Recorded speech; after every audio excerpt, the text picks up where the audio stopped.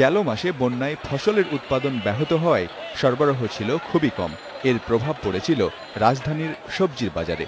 চাহিদার বিপরীতে যোগান কম থাকার অজুহাতে সমানে দাম আদায় করেছিল বিক্রেতারা। বন্যা পরিস্থিতির উন্নতি ও মৌসুমী সবজির সরবরাহ বৃদ্ধি পাওয়ায় সবজির বাজারের লাফিয়ে বাড়ার দাম কমেছে।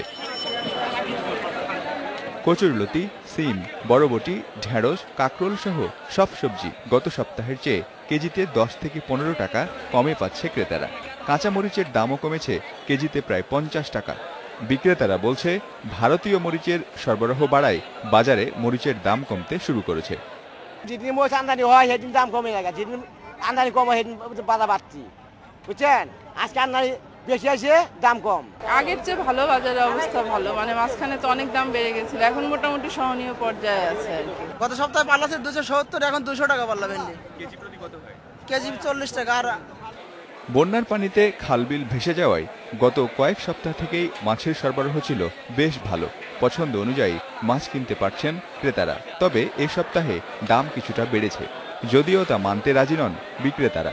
কাস্টমার দ্বারা যতই সস্তা ততই মাছের দাম কম বেশি, আর আমার দ্বারা যতই দাম হোক ততই দাম কম। কোনটা বলবো কোন? গত সপ্তাহে এই সপ্তাহে মাছের দাম কম। রুই মাছ কিনছিলাম 1 কিলো 80 গ্রাম 700 টাকা দিয়ে। মাছ আছে কিন্তু দাম চড়া। তবে মাংসের বাজার আছে স্থিতিশীল। আগের দামেই বিক্রি হচ্ছে গরু ও খাসির মাংস।